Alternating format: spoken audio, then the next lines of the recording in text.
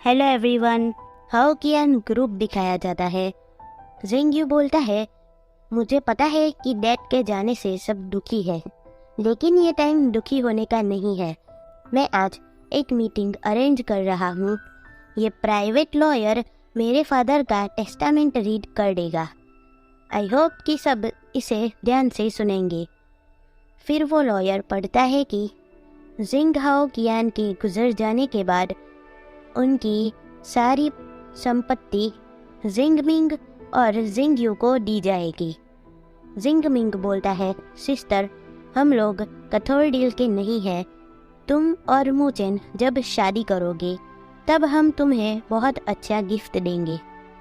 और ये सब सुनकर वहाँ पर लोग बातें करने लग जाते हैं कि इन दोनों के डैड मर चुके हैं और माँ गायब है, और ये है कि कोई फिक्र ही नहीं है, इन्हें तो इस कंपनी का हेयर बनना है।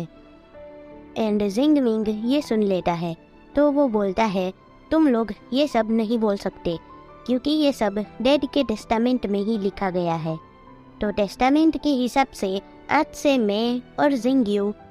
तभी मूचेन उसे रोकते हुए बोलता है, वेट।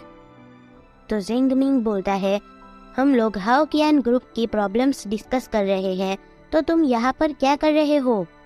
मूचेन बोलता है, मेरे पास भी तुम्हें बताने के लिए कुछ है, तभी तो मैं यहाँ पर आया हूँ। मुझे मेरे फादर इन लॉ ने ये डॉक्यूमेंट दिया था। मैं भी तुम्हारे जैसा ही हूँ।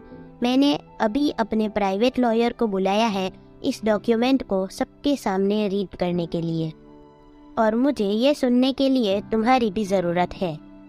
जिंग यू बोलता है, कैसा डॉक्यूमेंट? तो मूचेन अपने लॉयर को बोलता है, चलो तुम रीड करना स्टार्ट करो। तो वो पढ़ता है कि जिंग हाओ कियान ने अपने सारे शेयर्स जिंग शाओ को देने के लिए कहा है। तो जिंग विंग बोलता है, नहीं, ऐसा नहीं हो सकता। तुमने डैड को इस पर साइन करने के लिए फोर्स किया होगा। तो मूचेन बोलता है, सारे लोग तुम्हारी मॉम के जैसे नहीं होते हैं। अगर तुम्हें मुझ पर भरोसा नहीं है तो हम डिपार्टमेंट ऑफ इंडस्ट्री जाकर चेक कर सकते हैं। तुम मिस्टर जिंग के ऑफिस के कैमरे में भी देख सकते हो। कुछ हफ्ते पहले ही उन्होंने मुझे ये दिया था। जिंग बोलती है, डैड की चेन स्टोर भी है। अगर तुम रियल टेस्टामेंट को ठीक से मैनेज करते तो आज तुम्हें ये डिसएडवांटेज नहीं होता।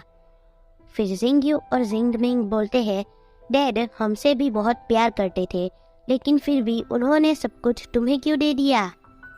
फिर वो दोनों वहाँ से चले जाते हैं और जिंग दुखी थी। तो मूचेन बोलता है, अब तो तुम्हारे पास सब कुछ है, फिर भी तुम दुखी क्यों हो? तो जिंग बोलती है, बस अब मैं ये चाहती हूँ कि सब प्लान के हिसाब से ही चले। लिंग होंग्यो को बाहर लाने के लिए ये सब करना पड़ रहा है, वरना मैं किसी को ऐसे हर्ट नहीं कर सकती। जिंग मिंग बोल रहा था कि उसने जो कहा वो सब सच नहीं हो सकता। तो जिंग यू बोलता है, काम डाउन जिंग मिंग, हम मॉम से इस बारे में बात करेंगे। जिंग मिंग बोलता है, हम उनसे कांटेक्ट भी कैसे करेंगे?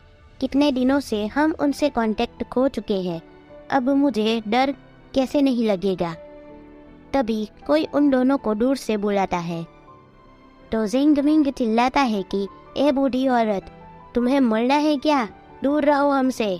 तो वो औरत अपनी शक्ल दिखाती है और वो होंग्यो होती है, जो बोलती है, मुझे नहीं पता है कि मैं ऐसे कब तक छिप पाऊंगी, लेकिन पुलिस से बचने के लिए मैंने ऐसा हुलिया बनाया है। तुम दोनों कैसे हो? तुम दोनों ने अनाउंस किया कि अब से हाओ कियान की पूरी प्रॉपर्टी तुम्हारी है। तुम दोनों अभी यहाँ पर क्या कर रहे हो? तो वो दोनों बोलते हैं, डैड ने अपना सब कुछ जिंग शाओ को दे दिया, और आपने जो टेस्टामेंट बनवाया था वो कुछ ही स्टोर्स के ऊपर असर करता है। होंग्यो बोलती है, क्या? वो हमें ऐसे कैसे ट्रीट कर सकते हैं? ये दोनों बोलते हैं, मॉम आप ठीक हो ना? मॉम? होंग्यो बोलती है, जाओ यहाँ से और किसी को मत बताना कि तुम मुझसे मिले थे। जिंग शाओ अगर मैं जो चाहती हूँ उसे पा नहीं सकती, तो मैं वो चीज़ तुम्हें भी हासिल नहीं करने दूंगी। और इसी के साथ ये चैप्टर होता है यहीं पर ही ख़त्म। So that's it for today and thanks for watching. मिलते हैं नेक्स्ट वीडियो में। टाटा।